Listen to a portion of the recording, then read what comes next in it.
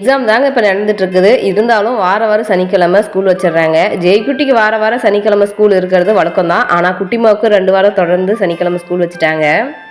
சனிக்கிழமை ஸ்கூல் வச்சாலும் இந்த வாரம் வந்து பார்த்தீங்கன்னா ஞாயிறு 2 திங்கள் 2 நாளுமே ஸ்கூல் லீவு. அதனாலே அது இதுன்னு சொல்லி குட்டிமாவை ரெடி பண்ணி ஸ்கூல் அனுப்பி விட்டாச்சு. அவங்களுக்கு சனிக்கிழமை என்னதான் ஸ்கூல் இருந்தாலும் நான் கொஞ்சம் லேசி ஆகிட்டேன், சனிக்கிழமை தானே அப்படின்னு. அதனாலே இன்றைக்கி வந்து பார்த்திங்கன்னா சாதாரண ஒரு சட்னி மாதிரி ரெடி பண்ணி குழந்தைங்களை சாப்பிட வச்சு அனுப்பி விட்டாச்சு. சட்னி தானே அப்படின்னு சொல்லிட்டு அசால்ட்டாக நினைக்காதீங்க, இந்த சட்னி ரொம்பவே டேஸ்ட்டாக இருக்கும். புதினா, கொத்தமல்லி, பூண்டு, வெங்காயம், தக்காளி, வரமிளகா, புளி, தேவையான அளவுக்கு உப்பு இதெல்லாம் சேர்த்து நல்லா வதக்கிட்டு ஆற வச்சு மிக்சியில் போட்டு அரைச்சிட்டா போதும். இந்த சட்னி ரொம்பவே டேஸ்ட்டாக இருக்கும்.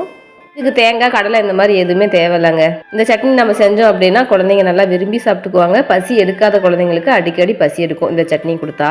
குழந்தைங்கள்லாம் ஸ்கூல் அனுப்பிவிட்டு இன்றைக்கி ஒரு வேலையை செஞ்சுட்டாங்க. என்னென்னு பார்த்தீங்கன்னா ரொம்ப நாள் கழிச்சு இன்றைக்கி காலையில் வந்து பார்த்திங்கன்னா பால் சூடு பண்ணி அது கூட வந்து ரஸ்க்கு இந்த மாதிரிலாம் தொட்டு சாப்பிட ஆரம்பிச்சிட்டேன். சும்மா சொல்லக்கூடாதுங்க, அதோட டேஸ்ட்டு தான். இது வாமூர் போயிருந்தோமா, என்ன ஸ்நாக்ஸ் வேணும்னு கேட்டதுக்கு எல்லாமே வந்து இந்த வரிக்கி இந்த ரஸ்க்கு தான் வேணும்னு கேட்டிருந்தாங்க. சரின்னு வாங்கிட்டு வந்துட்டேன். குழந்தைங்களுக்கும் டீ கொடுக்கறதில்ல, நானும் டீ சாப்பிட்றதில்ல. ஆனால் சின்ன பிள்ளையா இருக்கும் போதெல்லாம் தூங்கி எந்திரிச்சோடனே ஒரு தூக்கு பண்ணியை தூக்கிட்டு ரோட்டை கிராஸ் பண்ணிலாம் போய் டீ வாங்கிட்டு வந்து கடையில் வந்து அப்போ 1 ரூபா வரைக்கும் விற்கும். அதில் 2-3 வரைக்கும் வாங்கிட்டு வந்து வச்சு தொட்டு சாப்பிடுவோம். சொம்பா டீ குடிச்சிட்டு தாங்க இருந்தேன். என்ன ஆச்சுன்னு தெரியல, திடீர்னு அந்த டீயோட ஸ்மெல்லே எனக்கு பிடிக்காம போச்சு.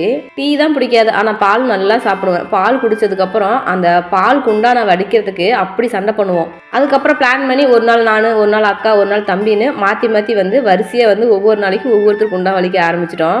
உங்களுக்கு இந்த மாதிரி பால் தேக்ஸால அந்த பால் எடையெல்லாம் வலிச்சு சாப்பிட பிடிக்குமான்னு சொல்லிட்டு கமெண்ட் பாக்ஸில் கமெண்ட் பண்ணுங்கள். என்ன போலவே யார் யாருக்கெல்லாம் டீ காஃபி பிடிக்காதுன்னு சொல்லிட்டு கமெண்ட் பாக்ஸில் ஒரு கமெண்ட் பண்ணிடுங்க.